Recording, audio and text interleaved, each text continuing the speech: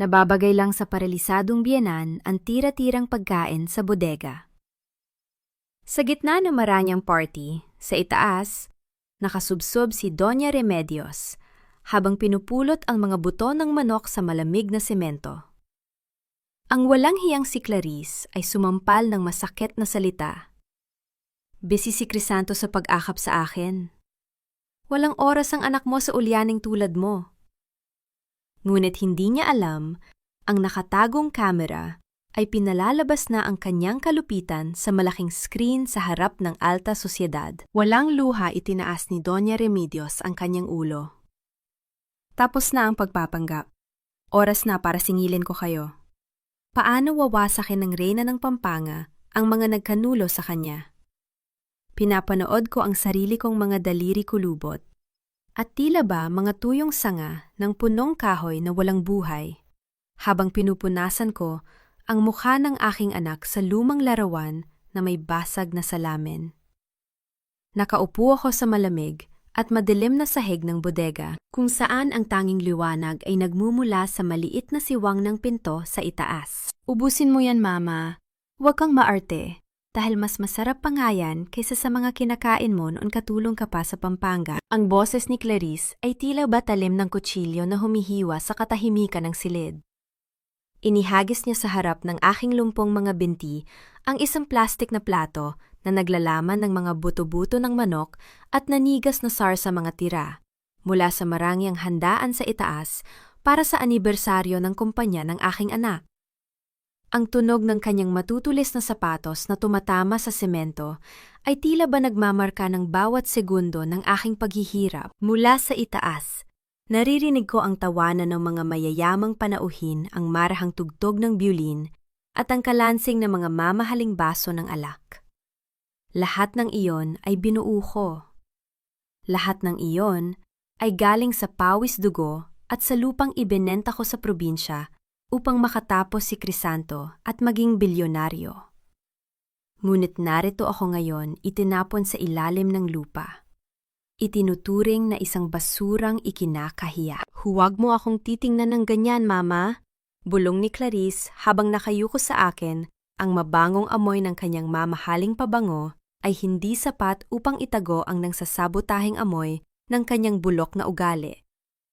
Kung hindi dahil sa akin, baka matagal ka nang ipinamigay ni Crisanto sa ampunan. Napakabusi ng asawa ko para sa isang pabigat na tulad mo. Kaya magpasalamat ka dahil pinapakain pa kita. Kinuha niya mula sa kanyang bulsa ang isang maliit na asul na tableta at marahas na inilagay ito sa aking nanginghinig na palad. Ito ang gamot na nagpapatulog sa akin sa tuwing may okasyon sa bahay. Ang gamot na nagpapalabo ng aking isip upang magmukha akong ulyanin sa harap ng aking anak. Inumin mo yan, na yun din, bago pa bumaba si Crisanto para tingnan ka. At huwag mong subukang magsumbong.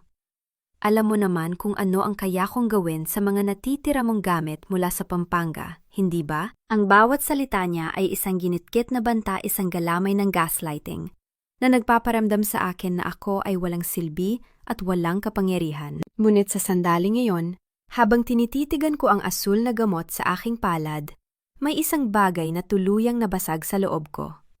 Hindi ito ang aking puso, kundi ang aking kahangalan. Ang mga taon ng aking tahimik na pagtitiis, ang aking paniniwala na ang aking sakripisyo ay magdadala ng kapayapaan sa aking pamilya, lahat ng iyon ay naglaho na parang abo. Ang pagiging martir ay hindi kabayanihan. Ito ay isang imbitasyon para sa mga mapang-abuso na tapakan ang iyong pagkatao. Hindi ako umiyak. Walang kahit isang patak ng luha ang lumabas sa aking mga mata. Ang init ng galit sa aking dibdib ay mabilis na napalitan ng isang malamig at kalkuladong pakiramdam. Ang aking isip na dati ay puno ng pangamba ay biglang naging kasing linaw ng kristal. Tumingala ako kay Clarice. Pinilit ko ang aking mga labi na gumawa ng isang marahang ngiti, isang huwad na ekspresyon na alam kong gustong-gusto niyang makita upang mapatunayang ang kanyang tagumpay. Salamat, Clarice. Napakabuti mong may bahay sa aking anak. Marahan kong sinabi. Ang aking boses ay patag at walang emosyon kasing lamig ng semento sa ilalim ng aking katawan. Bahagyang kumunot ang noo ni Clarice, tila nagtataka sa kawalan ng takot sa aking mga mata. Ngunit ang kanyang kayabangan ang nanaig. Kinuha niya ang aking baso ng tubig, inilagay sa aking harap, at mabilis na tumalikod. Ang pinto ng bodega ay muling sumara, at ang tunog ng susi na umiikot sa kandado ay umalingaw-ngaw sa silid. Nang masiguro kong wala na siya, dinala ko ang aking kamay sa aking bibig at iniluwa ang asul na tableta na itinago ko lamang sa ilalim ng aking dila. Itinapon ko ito sa sulok ng silid kung saan nagkukubli ang mga insekto sa dilim. Gamit ang aking mahihinang siko, kinaladkad ko ang aking paralisadong katawan patungo sa ilalim ng aking maliit na higaan. Doon sa pinakamalalim na bahagi ng bodega ay nakatago ang isang lumang lata ng biskwit na kalawangin na. Sa loob nito, hindi mga lumang sulat ang naroroon, kundi ang aking unang hakbang sa pagbawi ng aking buhay. Kinuha ko ang lumang analog na telepono na lihim na ibinigay sa akin ni Mayumi 2 linggo na ang nakalilipas. Mabilis kong pinindot ang nag-iisang numero na nakasave dito. Nang marinig ko ang boses sa kabilang linya, ang aking mga salita ay maikli matalim at walang bakas ng pag-aalinlangan. Mayumi, simulan na natin. Narinig ko ang marahang pag-ikot ng hawakan ng pinto, kasunod ng mahabang buntong hininga ng mga kinakalawang na bisagra sa dilim. Hindi ko kailangang lumingon upang malaman kung sino ang dumarating. Ang mabibigat na yabag ng mga sapatos na gawa sa mamahaling balat ay pamilyar sa aking mga pandinig. Si Crisanto, ang aking nag-iisang anak. Babe, dahan-dahan lang. Baka nagpapahinga pa si Mama.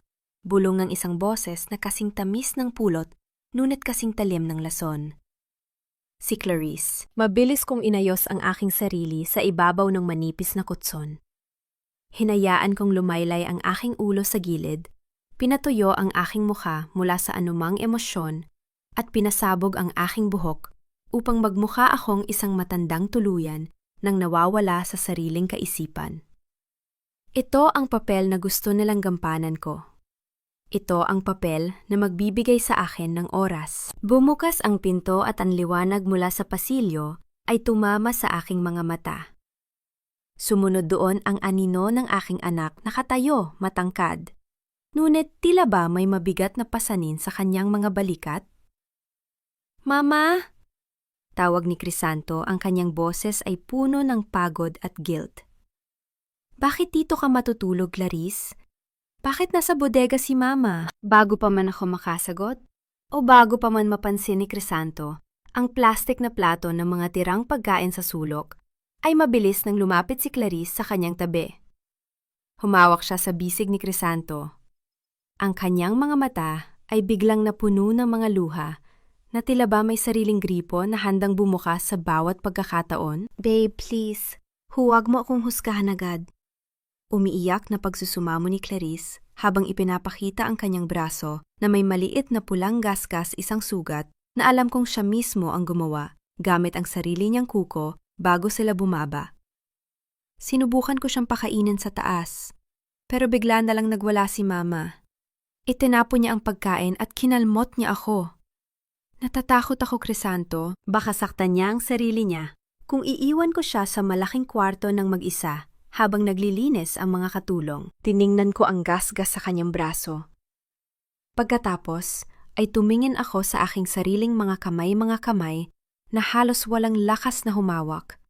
Kahit ng isang kutsara, paano pa kaya ang mangalmot ng isang taong masigla?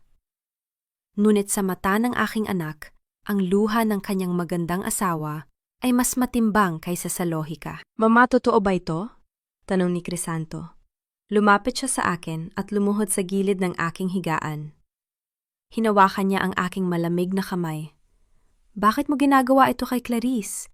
Ginagawa naman niya ang lahat para alagaan ka. Tumingin ako ng diretso sa mga mata ng aking anak. Ang lalaking ito na dinala ko sa aking sinapupunan ng 9 na buwan, ang batang binuhat ko sa aking mga bisig habang naglalakad ako sa ilalim ng ulan sa Pampanga. Upang makatipid sa pamasahe ngayon, ay nakatayo sa harap ko bilang isang estranjero. isang estrangerong bulag sa katusuhan ng babaeng pinili niyang makasama. Hindi ko hinayaan na makita niya ang pait sa aking puso. Sa halip, hinayaan ko ang aking mga mata na mawala ng pokus. Tumingin ako sa kisame, itinuro ang isang sulok na walang laman at nagsalita sa isang pautal-utal na tinig na, tila ba nakakakita ako ng mga multo ng nakaraan? Ang mga palay, Crisanto. Ang mga palay sa Pampanga, kailangan na nating anihin. Baka bahain. Bulong ko, hinigpitan ko ang hawak sa kanyang kamay, ngunit hinayaan kong manginig ang aking katawan. Babesy, giit ni Clarice, mabilis nang inilayo si Crisanto sa akin na tila ba ako ay isang mapanganib na hayop na may nakakahawang sakit? Lumalala na ang demensya ni Mama. Hindi na niya alam ang sinasabi niya. Nung isang araw nga, sinubukan niyang uminom ng sabon sa banyo kung hindi ko pa siya napigilan. I am doing my best, Crisanto, but I am so tired. Natatakot ako para sa kaligtasan nating lahat. Yumuko si Crisanto, ang kanyang mga daliri ay isinuksok niya sa kanyang buhok. Ang kanyang katahimikan ay puno ng bigat. Alam kong mahal niya ako. Ngunit alam ko rin na mas mahalaga sa kanya ang kanyang reputasyon, ang kanyang kumpanya, at ang kapayapaan sa kanyang marangyang tahanan. At si Clarice, tulad ng isang mahusay na manlalaro ng ahedres, ay alam kung aling bahagi ng puso ni Crisanto ang dapat pigaan. Lahat na lang ng doktor sinubukan natin, Clarice.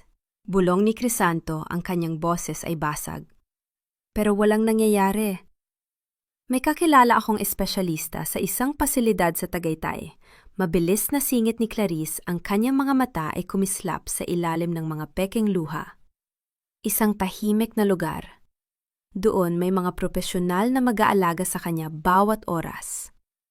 Mas makakabuti yon sa kanya, babe. At para na rin sa atin. Para makapag-focus ka sa kumpanya. Isang malamig na hangin ang tila dumaan sa aking likuran.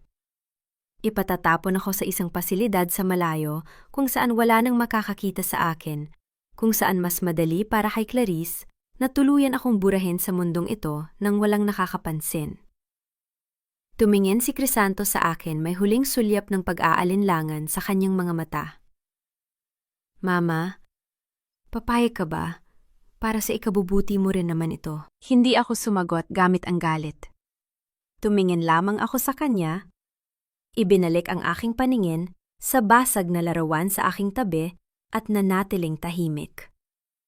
Ngunit sa ilalim ng aking katahimikan, ang aking isip ay nagsimula ng bumuo ng isang bagong plano. Kung dinala ako ng aking anak sa hukay na ito, ako ang sisiguradong siya rin ang magiging huling makakaahon mula rito. Sige, sa wakas, ay sabi ni Crisanto. Tumayo siya at hindi na tumingin muli sa akin. Ayusin mo ang mga papeles, Clarice. Ilipat natin si Mama sa susunod na linggo. Isang tagumpay na ngiti ang sumilay sa mga labi ni Clarice bago niya muling isinara ang pinto, iniwan akong muli sa kadiliman. Ngunit ang hindi nila alam, ang isang linggong iyon ay sapat na upang gumuho ang kanilang binuong kaharian ng kasinungalingan. 2:00 ng madaling araw. Ang buong mansyon ay nakalubog sa isang malalim at nakatutulig na katahimikan. Sa loob ng bodega, ang tanging kasama ko ay ang amoy ng lumang papel at ang malamig na simoy ng hangin na pumapasok sa maliliit na siwang ng bintana. Ngunit sa kadiliman, ang aking isip ay mananatiling gising. Narinig ko ang marahang paggalaw ng bakal sa labas ng pinto, ang manipis na tunog ng susi na iniiwasang gumawa ng anumang ingay. Dahan-dahang bumukas ang pinto, sapat lamang upang makapasok ang isang payat na anino na may dalang malaking basahan at basurahan. Si Mayumi. Mabilis niyang isinara ang pinto at itinulak ang lock mula sa loob. Lumuhod siya sa tabi ng aking higaan, ang kanyang mga mata ay puno ng pag-aalala at galit habang tinitingnan ang aking estado. Doña Remedios. Bulong niya, ang kanyang boses ay nanginghinig sa emosyon. Patawarin niyo ako kung ngayon lang ako nakapasok. Binabantayan ni Clarice ang bawat kilos ng mga katulong buong araw. Hinawakan ko ang kanyang kamay. Ang kanyang mga daliri ay magaspang tulad ng sa akin noong ako ay nagtatrabaho pa bilang katulong sa Pampanga. Huwag kang humingi ng tawad, Mayumi. Ang presensya mo rito ay sapat na. Ngunit, bakit mo ibinubuwis ang trabaho mo para sa akin? Tumingin siya sa akin ng diretso may matatag na tekstyo sa kanyang mga mata. Dahil kung hindi dahil sa inyo, 10 taon na ang nakalilipas sa gwagwa na matay na ang ina ko sa sakit at hindi ako nakatapos ng pag-aaral. Kinalimutan na ng anak ninyo ang utang na loob niya sa inyo. Ngunit ang pamilya ko, hindi kailanman makakalimot. Narito ako upang bayaran ang kabutihan mo. Isang mainit na pakiramdam ang dumaan sa aking dibdib. Sa gitna ng bahay na ito na puno ng karangyaan, ngunit salat sa pagmamahal ang isang simpleng katulong pa, ang nakakaalala ng tunay na kahulugan ng utang na loob. Isang linggo na lang, Mayumi. Malamig kong pahayag. Iniiwas ang maapektuhan ng emosyon ang aking pag-iisip. Gusto akong itapon ni Clarice sa Tagaytay upang tuluyan na niyang makuha ang lahat ng pagmamay-ari ni Crisanto. Hindi natin pwedeng hayaang mangyari yon. Nakahanda na ang lahat, Doña Remedios. Bulong ni Mayumi habang binubuksan ang ilalim ng kanyang basahan. Mula doon, naglabas siya ng 2 maliit na itim na aparato, mga spy camera, na kasing liit lamang ng pindutan ng damit, ngunit may sariling linya ng koneksyon sa internet. Bumili ako nito gamit ang naipon kong pera. Ang isa ay ilalagay natin dito sa bodega para mahuli ang bawat pagmamaltrato niya sa inyo. Ang isa naman, ilalagay ko sa master bedroom, sa tapat ng vault kung saan niya itinatago ang mga ninanakaw niyang pera at dokumento. Napatingin ako sa maliit na lens ng camera. Ang teknolohiyang ito ang magiging pultahan ng kanyang pagbagsak. Si Clarice ay masyadong kampante dahil naniniwala siyang ako ay isang lumpo at ulyanin na walang kakayahang lumaban. Ang kanyang sariling kayabangan ang magiging pinakamalaking bulag na bahagi sa kanyang mga plano. Tiyakin mo na nakatago yan ng maayos, Mayumi? Paalala ko habang pinagmamasdan siya na umaakyat sa isang lumang silya upang ilagay ang kamera sa loob ng isang kinakalawang na ilawan sa kisame. Ang mga taong tulad ni Clarice, kapag pakiramdam nila ay walang nakakakita, doon lumalabas ang kanilang tunay na pagkatao. Kailangan natin ng malinaw na ebidensya, mga salita, aksyon, at ang kanyang mga plano laban sa kumpanya ni Crisanto. Opo, Doña Remedios. Bukas na bukas din magsisimula ng mag-record ang mga ito sa aking telepono. Sagot ni Mayumi habang dahan-dahang bumababa mula sa silya. At kapag nakuha na natin ang lahat, ipakikita natin ito sa buong mundo. Ngunit bago pa man makahinga ng maluwag si Mayumi, biglang nanginginig ang hawakan ng pinto mula sa labas. May isang taong nagtatangkang magbukas nito. Mabilis na pinatay ni Mayumi ang maliit na ilaw ng kanyang flashlight. Natigilan kami sa gitna ng kadiliman. Ang tunog ng mga yabag sa labas ay mabigat at mabilis. Hindi ito ang dahan-dahang lakad ng isang katulong. Ito ang matitigas na hakbang ng isang taong galit at may hinahanap. Mayumi, nasa loob ka ba? Ang boses ni Clarice ay umalingaw-angaw sa kabila ng pinto, puno ng hinala at paghihinala. Sino ang kausap mo dyan sa loob ng ganitong oras? Tumingin sa akin si Mayumi. Ang kanyang mukha ay namumutla sa takot. Kung mahuhuli siya rito na may dalang mga aparato, magtatapos ang lahat bago pa man magsimula ang aming laban. Inabot ko ang kanyang kamay, piniga iyon, nang mahigpit at tumingin sa kanya, gamit ang isang mata na puno ng malamig na determinasyon.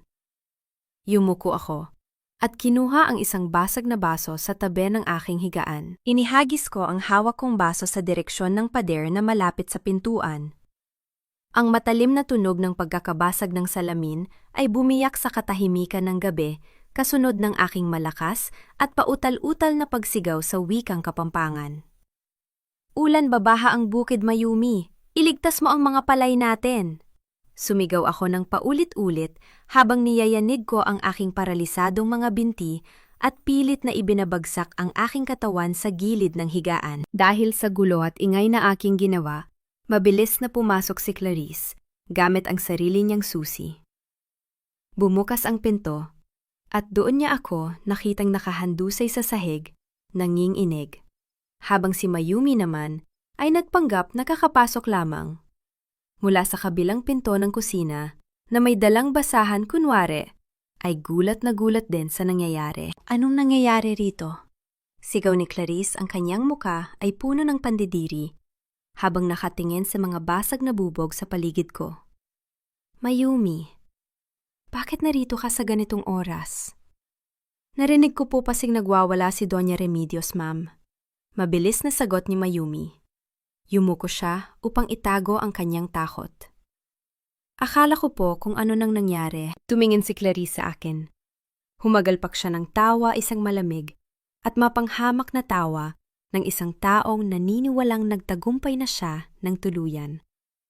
Lumapit siya sa akin at tinapakan ng isa sa mga basag na bubog gamit ang kanyang sapatos. Talagang tuluyan nang nasira ang ulo ng matandang ito, sabi ni Clarice habang nakatingin sa aking nanginginig na katawan. Mayumi, linisin mo ang kalat na ito at ikaw matanda, magpasalamat ka at sa susunod na linggo ay sa mental hospital ka natitira. Doon pwede kang sumigaw hanggang sa mapatid ang hininga mo. Umalis siya ng mayabang tiwala na ang aking demensya ay lumalala na araw-araw. Nang sumara ang pinto, marahan akong itinayo ni Mayumi. Tumingin kami sa isa't isa ng may lihim na ngiti. Ang unang panganib ay nalagpasan namin at ang tiwala ni Clarice ay mas naging bulag. Lumipas ang 3 araw. Ginamit ko ang bawat pagkakataon upang magpanggap na ganap ng walang isip. Sa tuwing pumapasok si Clarice sa bodega upang asarin ako, tumitig lamang ako sa hangin, naglalaway ng kaunti at bumubulong ng mga walang kabuluhang salita. Dahil dito, naging kampante siya. Naging kampante siya na gawin ang kanyang mga lihim na transaksyon sa loob mismo ng aking silid sa paniniwalang wala akong kakayahang makaunawa. Isang hapon, pumasok si Clarice na may dalang isang makapal na folder at ilang piraso ng mamahaling alahas na alam kong pagmamay-ari ko noong pumanaw ang aking asawa. Inilapag niya ang mga ito sa lumang lamesa sa tapat ko. Tingnan mo ang mga itong matanda. Pang-aasar niya habang hinahawakan ang isang gintong kwintas na may pendant na brilyante. Sabi ni Crisanto, para sa iyo raw ito, pero sa akin na ang lahat ngayon. Ibebenta ko ang mga ito para pandagdag sa bago kong kondo sa Makati. Hindi ako kumibo. Nanatili akong nakatitig sa pader, ngunit ang aking mga mata ay nakatutok sa maliit na ilawan sa kisame, kung saan ang spy camera ni Mayumi ay tahimik na nagre-record ng bawat kilos at bawat salita niya. Biglang tumunog ang kanyang telepono. Sinagot niya ito ng may malanding tono, isang boses na hindi niya kailanman ginagamit kapag kausap ang aking anak. Yes, Victor Babe?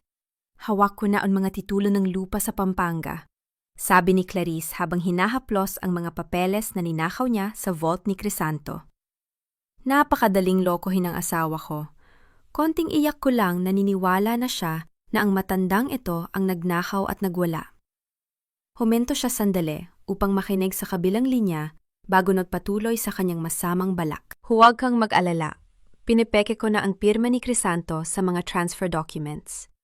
Bago pa man maitapon ang matandang ito sa Tagaytay sa susunod na linggo, maililipat na sa shell company natin ang kalahati ng mga shares ng kumpanya niya. Si Crisanto ay magigising na lang na walang-wala na. At tayo, malaya na tayong magkasama. Ang bawat salita na lumabas sa kanyang bibig ay kasing linaw ng tubig sa sapa. Ang ebidensyang kailangan ko upang wasakin ang kanyang buhay ay nakuha na namin sa pinakamadaling paraan. Inilagay ni Clarice ang folder sa kanyang bag at tumingin sa akin ng may mapanghamak na ngiti bago lumabas ng silid. Nang marinig ko ang pag-lock ng pinto, dahan-dahan kong ibinaba ang aking tingin. Ang aking paralisadong mga daliri ay marahang humawak sa gilid ng aking higaan, pinipiga ang tela ng may matinding lakas. Nakuha na namin ang lahat. Ngunit ang mas malaking hamon ay kung paano ko ito ipakikita kay Crisanto sa paraang hindi na niya magagawang pagtakpan ang kanyang asawa. May isang lihim na hindi alam ng aking anak na si Crisanto. Noong ibenta ko ang halos lahat ng aking ari-arian sa Pampanga para sa kanyang pag-aaral, may isang maliit na lupain sa Guagua na hindi ko binitawan. Isang lupang pamana ng aking mga magulang na ngayon ay napapaligiran na ng mga malalaking kumpanya at nagkakahalaga ng milyon-milyong piso. Ito ang aking huling sandata, ang aking huling hawak sa danggal. Ngunit nalaman ito ni Clarice. Sa pamamagitan ng kanyang mga koneksyon sa labas, nalaman niyang nakapangalan pa rin sa akin ang lupang iyon. Hapon ng Huwebes, 3 araw, bago ang nakatagdang paglilipat sa akin sa Tagaytay. Bumukas ang pinto ng bodega nang may malakas na puwersa. Pumasok si Clarice na may dalang isang pirasong papel at isang asul na ink pad para sa thumbprint. Ang kanyang mga mata ay nanglilisik sa kasakiman. Matanda, tawag niya. Habang papalapit sa aking higaan, ang kanyang boses ay puno ng panggigigig. Huwag na nating pahabain ito. Ibigay mo sa akin ang thumbprint mo rito sa dokumentong ito. Isang simpleng donasyon ng lupa mo sa Pampanga para sa aking shell company. Hindi ako gumalaw. Nanatili akong nakatitig sa kanya tila walang naririnig. Ngunit sa loob ko, ang aking dugo ay kumukulo. Ang lupang iyon ang huling alaala ng aking mga magulang, ang lupang pinagtrabahuhan ko ng may dangal. Hindi ko hahayaang mapunta ito sa mga kamay ng isang magnanakaw. Ayaw mo? Galit na tanaw ni Clarice. Kinuha niya ang aking kanang kamay ng marahas. Huwag kang umastang parang walang naririnig. Alam kong hindi ka patuluyang patay. Pinilit niyang buksan ang aking mga daliri upang isawsaw ang aking dambuhalang hinlalaki sa asul na tinta. Ngunit sa sandaling iyon, ginamit ko ang lahat ng natitirang lakas sa aking katawan. Ang aking kamay na dati ay tila walang buhay, ay biglang sumara ng napakahigpit. Itinalop ko ang aking mga daliri upang maging isang kamaw na kasing tigas ng bato na nagpapanatili ng aking huling danggal. Anong babuksan mo itong kamay mo? Sigaw ni Clarice habang pilit na hinihila ang aking mga daliri. Ang kanyang mukha ay namula sa galit at pagod. Ang kanyang marangyang ayos ay nagsimulang masira dahil sa pakikipagbuno sa isang lumpong matanda. Nang hindi niya makuha ang aking thumbprint, pinuhat niya ang kanyang kamay at marahas na hinampas ang aking braso. Walang silbing matanda kung hindi mo ito pipirmahan. Titiyakin kong mabubulok ka sa Tagaytay nang walang pagkain at tubig. Walang makakapasok na katulong doon para tulungan ka, ngunit hindi ako sumuko. Sa gitna ng aming pagpupumiglas, nang muli niyang hawakan ang aking kamay, sadyang pinaluwag ko ang aking kamaw sa isang iglap. Ang aking asul na hinlalaki na may tinta ay mabilis kong idinikit sa kanyang mamahaling puting bestido, bago ko pinalipad ang aking kamay upang mabasa ang papel na kanyang hawak. Ang tinta ay kumalat sa kanyang damit at ang dokumento ay napunit sa gitna. Hayop ka! Hiyaw ni Clarice habang nakatingin sa malaking asul na mansa sa kanyang designer dress at sa napunit na papel sa sahig. Ang kanyang mukha ay nawala ng anumang anyo ng tao na puno ng purong demonyang galit. Papatayin kita. Itinaas niya ang kanyang kamay, handa akong saktan ng direkta sa aking mukha. Ipinikit ko ang aking mga mata, handang tanggapin ang sakit para sa huling tagumpay ng ebidensya. Alam kong ang spy camera sa itaas ay nakuha ang bawat detalye ng kanyang tangka at pisikal na pag-atake. Ngunit bago pa man dumapo ang kanyang palad sa aking mukha, isang malakas na tunog ng sasakyan ang umalingaw-ngaw mula sa labas ng gate. Ang liwanag ng mga headlight ay gumuhit sa dusty na bintana ng bodega, si Crisanto. Dumating siya ng mas maaga kaysa sa inaasahan. Natigilan si Clarice. Ang kanyang kamay ay nanatiling nakataas sa hangin, nanginginig sa galit at takot na baka mahuli siya ng kanyang asawa sa ganitong estado. Mabilis ning ibinaba ang kanyang kamay, pinunasan ang kanyang muka at sinubukang ibalik ang kanyang wad na angelic mask. Ngunit ang asul na mansa sa kanyang damit ay nanatiling nakatatak. Narinig ko ang mabibigat na yabag ni Crisanto na papalapit sa pintuan ng bodega, sinundan ng pagtawag ng aking pangalan. Bago pa man bumukas ang pinto, mabilis na itinago ni Clarice ang napunit na dokumento at ang inkpad sa likod ng ilang lumang kahon. Sinubukan niyang takpan ng asul na mansa sa kanyang bestido gamit ang kanyang braso. Ngunit bago pa siya makagawa ng panibagong palusot, bumukas ang pinto. Mama Clarice. Tawag ni Crisanto, habang ang kanyang mga mata ay nanliliit sa kadiliman ng bodega. Nang masanay ang kanyang paningin, nakita niya si Clarice na nakatayo ng pilit sa aking tabi, habang ako naman ay nakahandusay sa sahig, humihingal at nanginginig. Ano nangyari rito? Tanong ni Crisanto, ang kanyang boses ay may halong gulat at pag-aalala. Ang kanyang paningin ay nahulog sa asul na mansa sa damit ng kanyang asawa. Clarice, bakit madumi ang damit mo? At bakit nasa sahig si Mama? Bumagsak ang mga balikat ni Clarice at sa isang kisap mata ang galit sa kanyang mukha ay napalitan ng mga peking luha. Lumapit siya kay Crisanto at yumakap ng mahigpit na tila ba siya ang biktima sa eksenang yon. Babe, napakahirap talaga. Humihigbing sabi ni Clarice, iniiwasan ang tanong tungkol sa mansa. Pumunta ako rito para sana paliguan si Mama at Bisan, pero bigla siyang nagwala. Kinuha niya yung lumang asul na pintura mula sa mga kahon doon sa gilid at ipinahid sa damit ko. Tingnan mo, babe, sinusubukan kong tulungan siya, pero sinasaktan niya ako. Isang kasinungalingan na napakadaling lunukin para sa isang taong ayaw harapin ang katotohanan. Tumingin si Crisanto sa akin, ang kanyang mga mata ay puno ng pagod at awa. Ngunit wala akong nakitang bakas ng pag-aalinlangan sa mga salita ng kanyang asawa. Lumuhod siya sa aking tabi. Maingat na binuhat ang aking paralisadong katawan pabalik sa higaan. Hindi ako pumalag. Hinayaan ko ang aking ulo na bumagsak sa kanyang balikat, nagpanggap na pagod mula sa isang sumpong ng pagkabaliw. Mama, huwag mo namang pahirapan si Clarice. Bulong niya sa aking tainga. Konting araw na lang malilipat ka na sa isang lugar kung saan magiging komportable ka. Sa bawat salitang binibitiwan niya, nadaragdagan ang bigat ng pader sa pagitan namin. Ang aking sariling anak, na pinalaki ko sa hirap at pawis, ay ganap ng naging bulag na sunod-sunuran sa ilusyon ng babaeng kumokontrol sa kanyang buhay. Kinabukasan, isang araw, bago ang malaking charity auction na inorganisa ng kumpanya ni Crisanto. Ito rin ang araw na itinakda ni Clarice para tuluyan akong alisin sa bahay. Habang abala ang lahat sa paghahanda para sa auction, lihim na pumasok si Mayumi sa bodega na may dalang isang maliit na memory card at isang bote ng mamahaling alak na ninakaw niya mula sa koleksyon ni Clarice sa itaas. Doña Remedios, bulong ni Mayumi habang ipinapakita ang memory card. Nandito na po lahat. Ang pagnanakaw niya ng mga dokumento ang tawag niya sa kabit niya at ang pananakit niya sa inyo kahapon. Nakasave na ito at handa nang ipalabas anumang oras. Tinanggap ko ang maliit na itim na parisukat.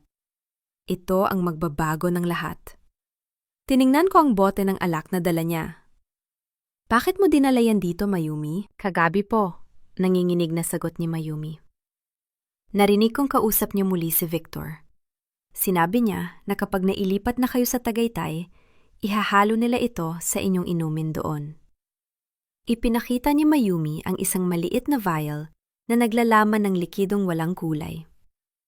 Ito po ay isang uri ng lason na unti-unting sisira sa inyong mga internal organs na magmumukhang natural na sanhi ng katandaan. Gusto nila kayong mamatay, Doña Remedios, nang walang nagdududa. Ang lamig ng kamatayan ay tila humaplo sa aking balat. Ngunit hindi ito nagdulot ng takot, kundi isang masiding apoy ng determinasyon.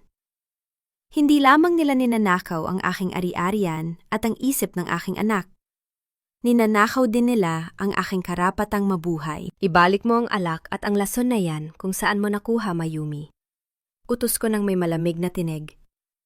Hayaan mong isipin nila na gumagana ang plano nila at mamayang gabi sa kalagitnaan ng kanilang pagdiriwang, tayo ang magpapainom sa kanila ng sarili nilang lason ng kahihiyan. Lumipas ang mga oras at sumapit ang gabi ng charity auction. Ang buong mansyon ay puno ng mga ilaw at mga kilalang tao sa lipunan. Si Clarice ay abala sa pagpapakita ng kanyang huwad na kabutihan bilang asawa ng bilyonaryo na Kang Iti, habang tinatanggap ang papuri ng mga tao para sa kanyang mga gawaing kawanggawa. Ngunit habang siya ay naglalakad sa bulwagan, inilabas niya ang kanyang telepono upang basahin ang isang text message mula sa Tagaytay facility. Ang ngiti sa kanyang labi ay nawala. Napalitan ng putla ng takot nang mabasa niya ang mga salitang naghihintay na umasak sa kanyang buhay. Ang text message sa telepono ni Clarice ay nagmula sa isang hindi rehistradong numero. Ang mga salitang nakasulat ay maikli, ngunit sapat na upang patigilin ang tibok ng kanyang puso. Alam ko ang ginawa mo sa lupain sa Pampanga. Nakangiti ka sa kamera, pero ang tunay na lente ay nakatutok sa lahat ng kasalanan mo. Napalunok si Clarice. Inilibot niya ang kanyang paningin sa buong bulwagan, naghahanap ng sinumang pamilyar na muka na maaaring nakakaalam ng kanyang mga lihim. Ang mga taong naroon ay nag-uusap at nagtatawanan mga pamilyar na muka sa alta sosyedad ng Maynila. Wala ni isang mukhang kahina-hinala. Subalit, ang takot sa kanyang dibdib ay nagsimulang gumapang gaya ng makamandag na ahas. Babe, ayos ka lang. Ang tinig ni Crisanto ay pumutol sa kanyang panginginig. Mabilis na itinago ni Clarice ang telepono sa kanyang mamahaling bag at pilit na ibinalik ang matamis na ngiti sa kanyang mga labi. Oo, babe, sagot niya, ang kanyang boses ay may kaunting panginginig. Medyo sumakit lang ang ulo ko, baka dahil sa ingay. Gusto mo bang magpahinga muna? Tanong ni Crisanto. Hinawakan ang kanyang braso ng may pag-aalala. Hindi. Kailangan ko lang ng hangin. Tangi niya umiwas sa hawak ni Crisanto at mabilis na naglakad patungo sa balkonahe palayo sa mga nag-uusyosong mata. Sa loob ng bodega ang gabi ay tahimik, ngunit nagbabaga. Nakaupo ako sa aking higaan, nakasuot ng pinakamagandang ternong itinatago ko pa mula sa huling kaarawan ng aking yumaong asawa. Ang tela nito ay kupas na, ngunit ang bawat sinulid ay sumisimbolo sa isang panahong may dangal akong ipinaglalaban. Pumasok si Mayumi, ang kanyang mukha ay puno ng tensyon at kaba. Dala niya ang isang tablet na konektado sa sistema ng bahay. Nakahanda na po, Doña Remedios. Bulong niya, inilalagay ang tablet sa aking kandungan. Ang projector sa bulwagan ay nakakonekta na sa ating network. Pagpindot natin ang play, lalabas na sa malaking screen ang buong video. Hinaplos ko ang malamig na screen ng tablet. Ito ang magiging pinakamalakas na sigaw na maririnig ng buong mundo. Isang sigaw na hindi magmumula sa aking lalamunan, kundi mula sa katotohanang matagal na lang sinubukang ibaon sa ilalim ng lupa. Teka lang, Mayumi. Pigil ko nang makita kong aktibo pa rin ang isa sa mga kamera na inilagay natin. Nasaan si Clarice na yon? Tiningnan ni Mayumi ang feed mula sa kamera sa pasilyo. Papunta po siya sa balkonahe, Doña Remedios. Mukhang balisa, isang malamig na ngiti ang sumilay sa aking mga labi. Mabuti. Hayaan mo siyang makaramdam ng takot bago natin tuluyang gumuho ang mundo niya. Samantala sa balkonahe, pabalik-balik sa paglalakad si Clarice. Inilabas niya muli ang kanyang telepono at tinawagan si Victor, ang kanyang kasabwat. Victor, may nag-text sa akin. May nakakaalam ng ginawa natin. Bulong niya, ang kanyang boses ay puno ng panik. Baka si Crisanto, baka nahuli na niya tayo. Huminahon ka, Clarice, sagot ng lalaki sa kabilang linya. Kung alam na ni Crisanto, bakit nandyan pa rin siya at nag-aaliw sa mga bisita niya? Baka nananakot lang yon. Siguraduhin mo lang na maitatapon mo na ang matanda bukas sa Tagaytay bago pa may mangyaring masama. Hindi na natin mahihintayan bukas. Mabilis na sagot ni Clarice, ang kanyang mga mata ay nanlilisik sa desperasyon. Gagawin ko na ngayon. Ipapainom ko sa kanya ang gamot na bigay mo. Sasabihin ko na lang kay Crisanto na inatake siya sa puso. Pinatay niya ang telepono, ang kanyang mukha ay nabalot ng maitim na determinasyon. Tinalikuran niya ang balkonahe at nagmadaling naglakad patungo sa hagdanan pababa sa bodega. Hindi na siya maghihintay pa. Ang matandang yon ay kailangang mamatay ngayon din. Sa loob ng bodega, nakita namin ni Mayumi ang kanyang mabilis na paglapit sa pamamagitan ng kamera. Doña Remedios, papunta siya rito. Bulong ni Mayumi, ang kaba sa kanyang boses ay tila umaalingaw-ngaw. Hayaan mo siyang pumasok? Malamig kong sagot, itinago ang tablet sa ilalim ng aking kumot. Magtago ka sa likod ng mga kahon, Mayumi. Siguraduhin mong nakatutok ang kamera sa kanya. Bumukas ang pinto ng bodega nang may malakas na kalabog. Tumayo si Clarice sa pintuan, ang kanyang muka ay puno ng matinding galit, habang ang kanyang kanang kamay ay nakakuyom sa isang maliit na vial ng lason. Tapos na ang pag-iinarte mo, matanda? Sigaw niya nagmamadaling lumapit sa akin. Ngayong gabi na ang huling hininga mo? Ngunit, bago pa man niya mabuksan ang vial, itinaas ko ang aking ulo. Ang aking mga mata na dati ay nagpapanggap na ulyanin at walang malay, ay tumitig sa kanya ng may malamig at pamatay na kalinawan. Tingnan natin kung hanggang saan ang tapang mo, Clarice. Malamig at tuwid, nasabi ko, ang aking boses ay hindi nanginginig. Dahil sa mismong oras na ito, lahat ng bisita mo sa itaas ay pinapanood ang tunay mong mukha. Napahinto si Clarice, ang kanyang mga mata ay nanlaki sa gulat, habang tinititigan ang aking malinaw at kalmadong mukha. At mula sa itaas ang tawanan at tugtugin ay biglang napalitan ng isang bingi at nakabibinging katahimikan. Bumagsak ang maliit na bote ng lason mula sa nanginginig na mga daliri ni Clarice. Gumulong ito sa malamig na semento ng bodega, ngunit wala sa aming dalawa ang nag-abala na tingnan yon. Ang kanyang mga mata na dating puno ng kapangyarihan at kasakiman ay nanlaki sa matinding sindak habang nakatitig sa akin. Sinungaling. Utal na bulong ni Clarice, ang kanyang boses ay nawala ng anumang tapang. Hindi ka nakakapagsalita ng ganyan. Ulyanin ka, baliw ka. Matagal na akong gising, Clarice. Malamig kong sagot, habang marahang itinutulak ang kumot mula sa aking mga binti. At ngayong gabi, gising na rin ang buong Maynila sa tunay mong pagkatao. Sa itaas ang bawat sulok ng Marangyang Bulwagan ay nabalot ng isang nakatutulig na katahimikan bago sumabog ang isang malakas na usap-usapan at galit ng mga tao. Sa malaking projector screen kung saan dapat ipapalabas ang charitable works ng kumpanya ni Crisanto, ang lumabas ay ang malinaw na footage mula sa mga hidden camera sa bodega at sa master bedroom. Nakita ng mga matataas na opisyal ng gobyerno, ng mga mamamahayag at ng buong alta sosyedad ng Maynila kung paano itinapon ni Clarice ang mga tirang pagkain sa sahig, kung paano niya ako sinaktan, at kung paano niya ipinagmalaki sa telepono ang pagpeke sa pirma ng aking anak upang pagnakawan ang kumpanya. Narinig ng buong mundo ang kanyang boses. Ang daling lokohin ng asawa ko. Konting iyak ko lang, naniniwala na siya. Nawalan ng kulay ang mukha ni Clarice. Narinig niya ang kaguluhan sa itaas, para siyang isang tusong hayop na nadapa sa sarili niyang bitag. Mabilis siyang tumalikod at nagmamadaling tumakbo. Pataas sa hagdanan, ang tunog ng kanyang mga mamahaling sapatos ay mabilis at walang kaayusan. Inayos ko ang aking terno. Tumingin ako kay Mayumi na nakatayo sa tabi ng aking wheelchair. Itaas mo ako, Mayumi. Panahon na para harapin ko ang aking anak.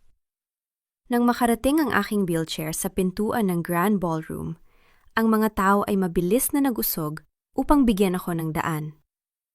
Ang bawat mata sa bulwagan ay nakatutok sa akin, hindi na ng may awa, kundi ng may matinding paggalang at pagkahabag. Sa gitna ng bulwagan nakatayo si Crisanto. Ang kanyang mukha ay kasing puti ng papel, ang kanyang buong katawan ay nanginginig sa matinding kahihiyan at pagkagulat. Sa harap niya si Clarice ay nakaluhod, humahawak sa kanyang binti, habang umiiyak ng pilit. Babe, please, hindi totoo yon. Ay lang yon. Fake video yon. Hysterical na sigaw ni Clarice habang sinusubukang hawakan ang kamay ni Crisanto. Niloloko ka ng matandang yan. Kakampi niya ang mga katulong, ngunit wala nang silbi ang kanyang mga luha. Ang maskara ng banal na manlilinlang ay tuluyan ng napunit. Lumapit si Crisanto sa akin. Ang bilyonaryong negosyante na kinatatakutan ng marami ay biglang bumagsak sa kanyang mga tuhod sa harap ng aking wheelchair. Bumaon ang kanyang muka sa aking kandungan at ang kanyang mga balikat ay nanginghinig sa matinding pag-iyak. Mama! Diyos mio, Mama! Humahagulkol na sabi ni Crisanto, ang kanyang boses ay basag na basag.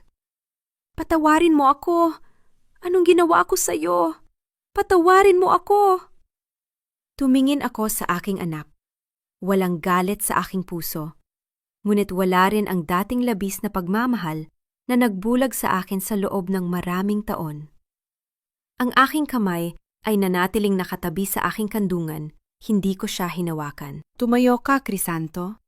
Malamig, ngunit tuwid kong utos. Ang matang piniling maging bulag ay hindi dapat humihingi ng awa kapag dumatag ang katotohanan. Ibinigay ko sa iyo ang lahat, ngunit ipinagpalit mo ang iyong ina sa isang magandang kasinungalingan. Nang marinig iyon ni Clarice, napagtanto niyang wala na siyang kakamping natitira. Ang kanyang pagpapanggap na biktima ay biglang napalitan ng panggigigil at matinding galit. Tumayo siya mula sa sahig, ang kanyang mga mata ay nanlilisik habang nakatingin sa akin at sa aking anak. Mga walang utang na loob, sigaw ni Clarice sa gitna ng maraming tao, tuluyan nang nawala ang kanyang urbanidad. Ako ang nagdala ng karanyaan sa pamilyang ito. Kung hindi dahil sa akin, mukha kayong mga probinsyano sa harap ng negosyo. Hindi niyo ako pwedeng ipulong na parang basahan lang. Mabilis siyang tumakbo patungo sa kanyang mamahaling handbag. Sa mesa, kinuha ang mga orihinal na dokumento at ang kanyang telepono. Kung babagsak ako, isasama ko kayo. Sigaw niya habang tumatakbo patungo sa labasan. Naipasok ko na ang mga peke dokumento sa bangko sa oras na ito. Nakasangla na ang lahat ng ari-arian mo, Crisanto, maghihirap kayong dalawa. Bago pa man makahakbang ang mga security guard upang pigilan siya, mabilis siyang nakalabas sa malaking pinto ng mansyon, patungo sa madilim na kalsada. Ngunit sa aking mga labi, isang malamig na ngiti ang marahang sumilay. Hindi niya alam ang huling hakbang ng kanyang kapahamapakan ay kasalukuyan pa lamang nagsisimula. Ang malamig na hangin ng gabi ay humampas sa mukha ni Clarice habang mabilis niyang pinapatakbo ang kanyang sasakyan palayo sa mansyon. Ang kanyang mga kamay ay mahigpit na nakakapit sa manibela, nanginginig sa pinaghalong takot at matinding galit. Sa passenger seat nakapatong ang mamahaling bag na naglalaman ng mga dokumento ng lupa at mga bank transfer forms. Ito ang kanyang tiket patungo sa kalayaan. Kinuha niya ang kanyang telepono at mabilis na tinawagan ang numero ni Victor. Victor, nakuha ko na ang mga papeles. Papunta na ako dyan. Kailangan nating umalis ng bansa ngayon din bago pa makarating ang mga pulis. Mabilis at humihingal na utos ni Clarice. Ngunit sa kabilang linya, walang bakas ng pagmamadali o pag-aalala mula sa kanyang kasabwat. Isang malamig at mapangutyang tawa ang sumagot sa kanya. Tanga ka ba talaga, Clarice? O sadyang nabulag ka na ng sarili mong ambisyon? Ang boses ni Victor ay tila yelong dumampi sa kanyang batok. Tinawagan ako ng contact natin sa bangko. Ilang minuto lang ang nakalipas. Naka-freeze ang lahat ng bank accounts ni Crisanto mula pa kaninang hapon. At ang titulong ninahaw mamula sa vault, isang pekeng kopya. Matagal lang inilipat ng matanda ang tunay na titulo sa isang trust fund na hindi natin kailanman magagalaw. Tumigil ang pagtibok ng puso ni Clarice. Hindi totoo yan? Nakita ko mismo ang mga papeles. Tapos na ang laro, Clarice. Wala na tayong makukuha. Huwag mo na akong tatawagan dahil ayaw kong madamay sa pagkakulong mo. Tuluyang naputol ang linya. Ang bawat salita ni Victor ay tila mga pako na bumaon sa kanyang isipan. Isang malakas at nakabibinging panahoy ng kadesperaduhan ang kumawala mula sa kanyang lalamunan habang patuloy na umaandar ang kanyang sasakyan sa madilim na kalsada. Nawala ang kanyang asawa, nawala ang kanyang pera, at ngayon ay iniwan siya ng lalaking inakala niyang sasagip sa kanya. Wala siyang natira, kundi ang mga damit na suot niya at ang asul na mansa ng tinta na sumisira sa kanyang perpektong imahe. Ngunit sa gitna ng kanyang pagkabaliw, napansin niya ang maliit na kompartimento sa harap ng kanyang sasakyan. Binuksan niya ito nang nanginginig ang mga kamay at inilabas ang isang makapal na folder. Ito ang huling dokumentong hindi niya ipinaalam kahit kay Victor. Isang life insurance policy na nagkakahalaga ng 50 milyong piso nakapangalan kay Remedios Villanueva kung saan si Clarice ang nag-iisang benepisyaryo na may peking pirma ni Crisanto. Upang makuha ang pera, may isa lamang kondisyon. Kailangang mamatay ang matanda sa isang aksidente. Ibinalik niya ang sasakyan at mabilis na nagtungo sa likurang bahagi ng subdivision kung saan matatagpuan ang isang matarek at madilim na bangin na paboritong tapunan ng mga construction debris. Ang lugar na yon ay malapit lamang sa likod bahay ng kanilang mansyon. Sa mansyon ang kaguluhan ay patuloy. Habang abala si Crisanto sa pagharap sa mga pulis sa loob ng bulwagan, hiniling ko kay Mayumi na ilabas ako sa harden upang makalanghap ng sariwang hangin at makalayo sa ingay ng mga taong nagtatanong. Ang gabi ay tahimik. Ang mga bituin ay nagtatago sa likod ng makakapal na ulap. Doña Remedios, nakuha na po natin ang hustisya.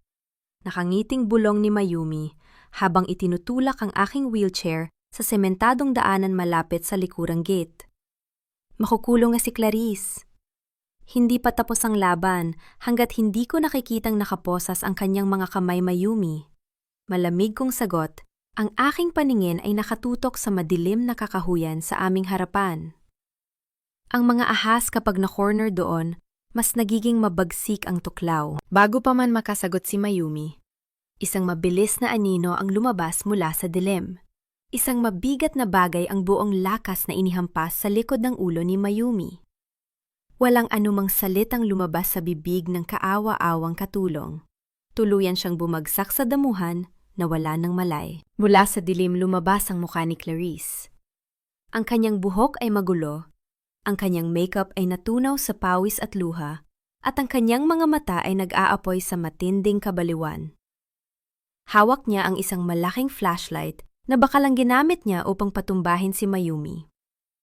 Hinawakan niya ng mahigpit ang mga hawakan ng aking wheelchair. Akala mo ba panalo ka na matanda?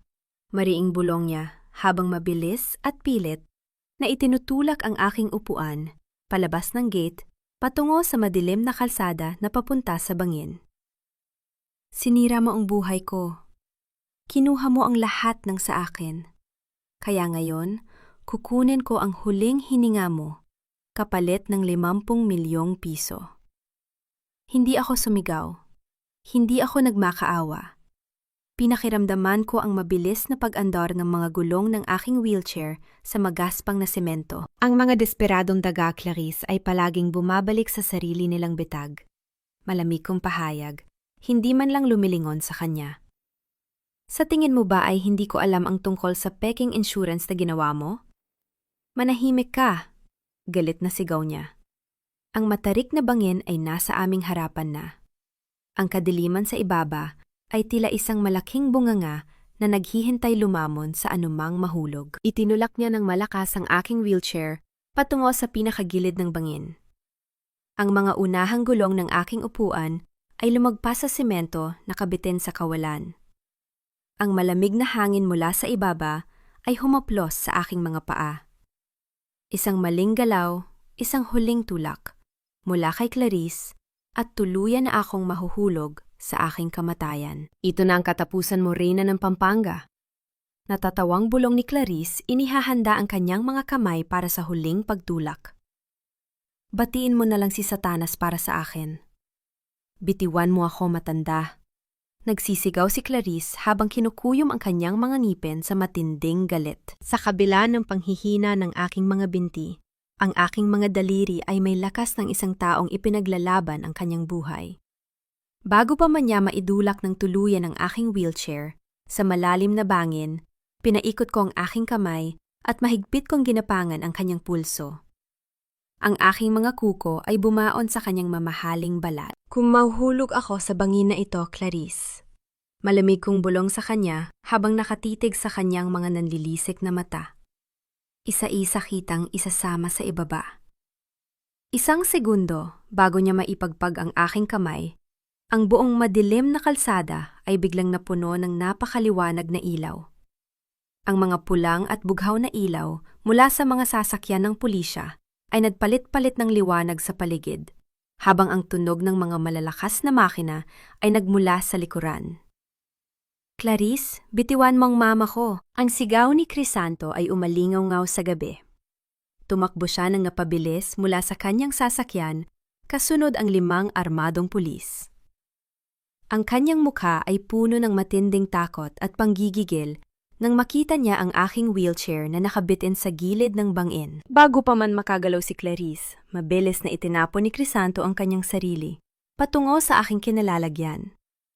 Inabot niya ang frame ng aking wheelchair at buong lakas niya itong hinila pabalik sa sementadong kalsada, malayo sa tiyak na kamatayan. Sa lakas ng paghila ni Crisanto, napabitaw si Clarice at napasobsob sa putik sa gilid ng daan. Ang kanyang mamahaling bestido ay mabilis na nabalot ng maitim at mabahong putik ng kalsada. Huwag kang gumalaw, sigaw ng kapitan ng pulisya habang nakatutok ang kanilang mga baril kay Clarice.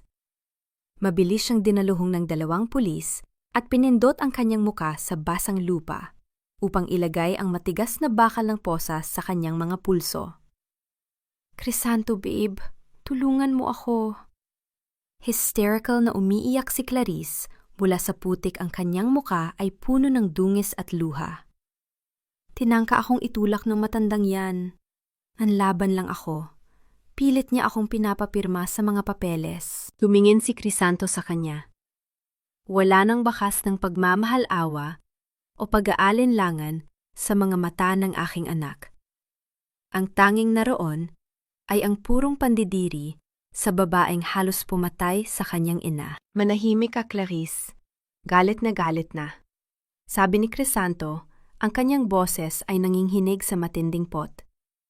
Narinig ng buong kapulisan ang bawat salitang sinabi mo. Ang analog na telepono ni Mama ay may direktang linya sa sasakyan ng mga pulis sa tulong ni Mayumi. Nahuli ka sa sarili mong bibig. Nawala ng salita si Clarice. Ang kanyang huling laro ng pagpapanggap na biktima ay tuluyan ng nawala ng halaga. Sa harap ng mga pulis ng aking anak at ni Mayumi na dahan-dahang inaalalayan ng mga paramedics mula sa likuran, si Clarice ay kinaladkad patungo sa loob ng sasakyan ng pulisya na parang isang karaniwang kriminal. Ang kanyang marangyang buhay, ang kanyang dangal, at ang kanyang mga pangarap ay natapos sa gitna ng basang putik. Nang makaalis ang sasakyan ng pulis, lumapit si Crisanto sa akin. Bumagsak siya sa kanyang mga tuhod sa harap ng aking wheelchair, hinawakan ang aking 2 kamay at ipinahid ang kanyang basag na mukha sa aking kandungan. Mama, ligtas ka na. Umiiyak na bulong niya. Uwi na tayo sa mansyon, Mama. Ipagtatabuyan ko ang lahat ng alaala ng babaeng yon. Isasama kita sa pinakamagagaling na doktor sa mundo para makalakad ka ulit.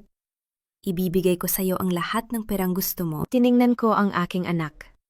Ang kanyang mga luha ay pumapatak sa aking lap. Ngunit ang aking puso ay nananatiling malamig at malinaw.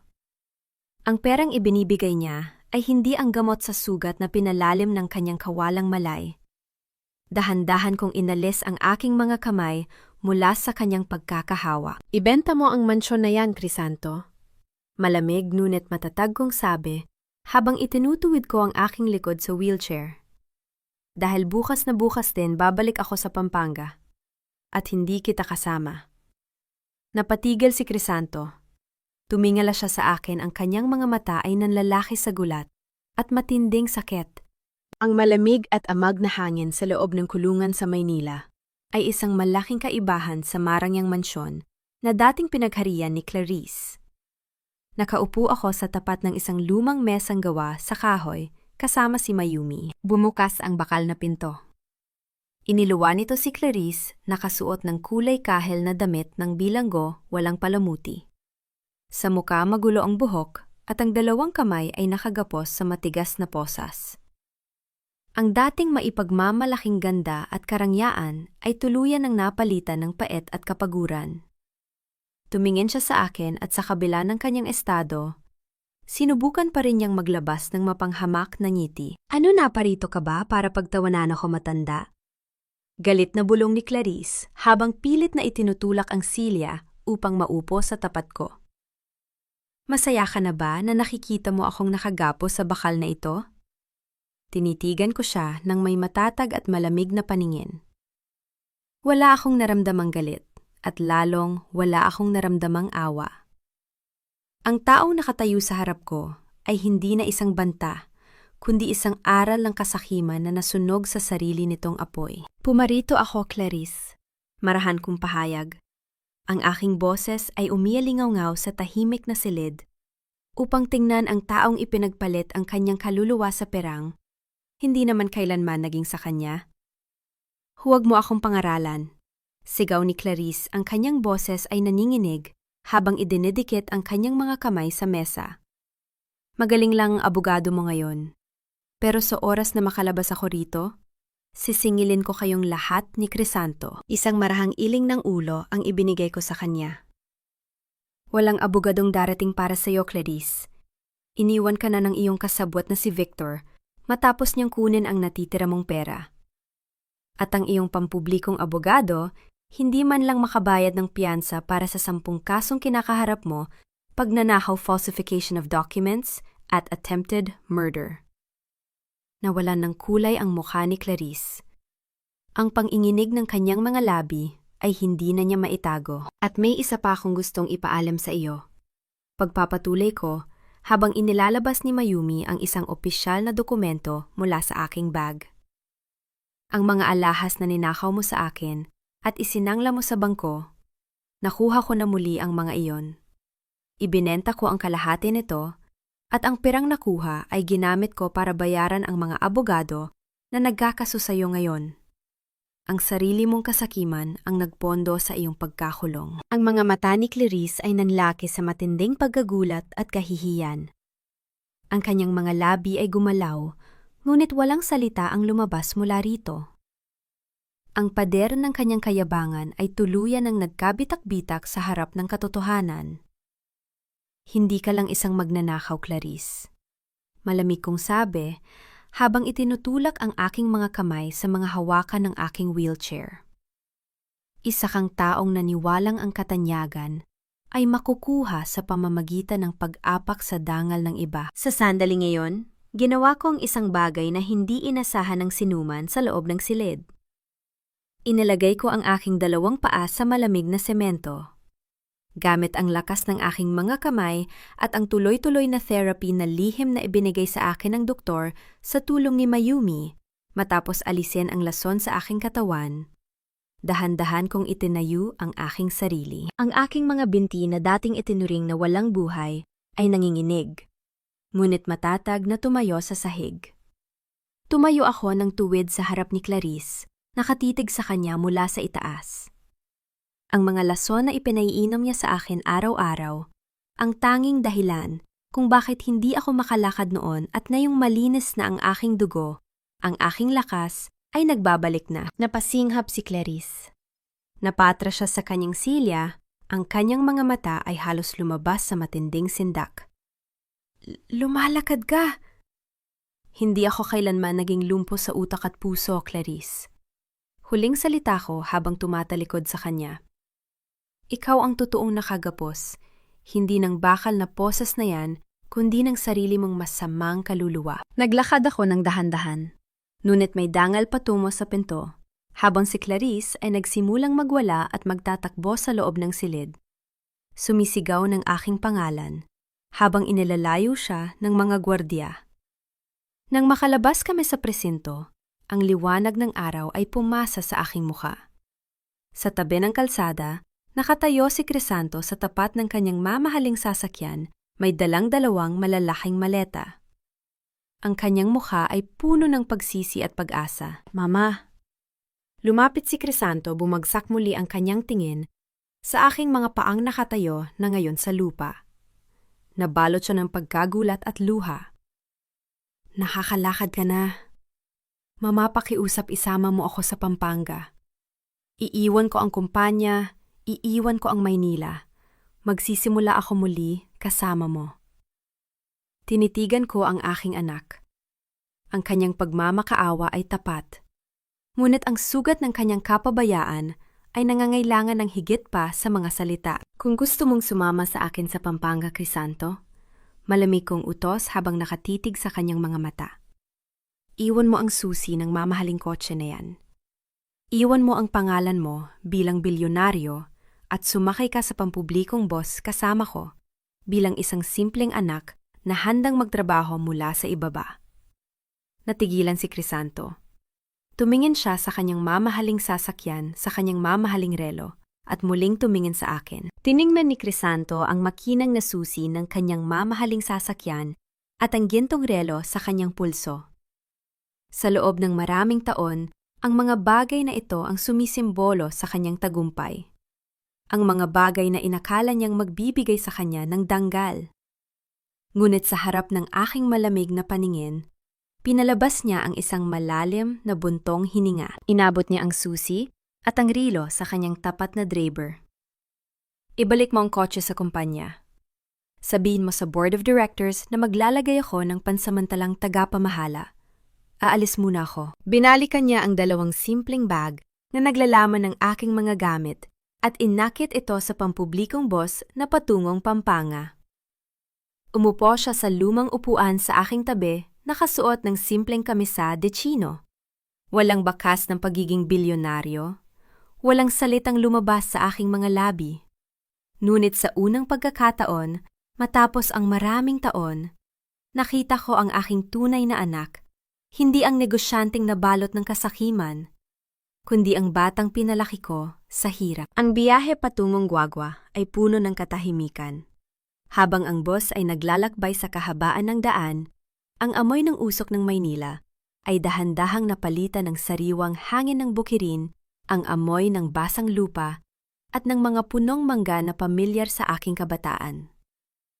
Nang makarating kami sa aming bayan sa Pampanga, hindi kami pumunta sa isang marangyang rest house.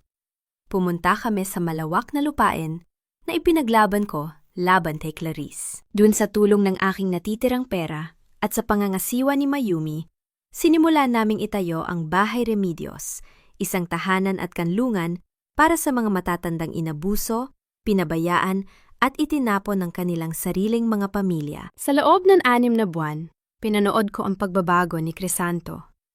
Ang mga kamay na dating humahawak lamang ng mga mamahaling pluma at kontrata ay natutong humawak ng martilyo, magbuhat ng mga semento at magsilbi ng mainit na supas sa mga matatandang naninirahan sa aming pasilidad. Hindi siya nagreklamo. Bawat patak ng pawis sa kanyang no ay kanyang tinanggap bilang bahagi ng kanyang pagbabayad dusa. Isang hapon habang nakaupo ako sa ilalim ng malaking punong mangga, habang pinagmamasdan ang mga bulaklak, sa harden pumasok si Mayumi na may dalang isang pahayagan mula sa Maynila. Doña Remedios! Marahang bulong ni Mayumi habang inilalapag ang pahayagan sa aking kandungan. Labas na po ang pinal na hatol ng korte kay Clarice. Binasa ko ang balita sa unang pahina. 28 taong pagkabilanggo nang walang posibilidad ng piyansa para sa kasong attempted murder, grand fraud, at forgery. Ang kanyang apela ay mabilis na ibinasura ng Korte Suprema dahil sa matibay na mga ebidensyang ibinigay namin. Wala ni isa sa kanyang mga dating kaibigan sa alta sosyedad ang dumalaw sa kanya sa bilangguan. Ang kanyang pangalan ay tuluyan ng nabura sa lipunan, pinalitan ng kahihiyan at paglimot. Ipinikit ko ang aking mga mata at huminga ng malalim.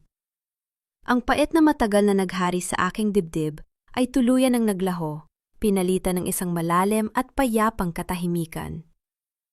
Ang hustisya ay naipatupad na hindi sa pamamagitan ng put, kundi sa pamamagitan ng katotohanan. Lumapit si Crisanto mula sa kusina. May dalang isang tasa ng mainit na tsokolate, ang paborito kong inumin, na gawa sa katutubong kakao ng Pampanga.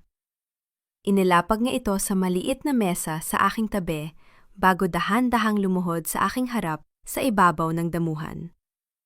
Yumuko siya at kinuha ang aking kanang kamay, inilagay ang kanyang noo sa likod ng aking palad sa isang taimtim na pagmamano. Mama, bulong ni Crisanto, ang kanyang boses ay puno ng humility at tunay na pagmamahal. Salamat sa hindi pagbitaw sa akin nung ako ang tuluyang nabulag.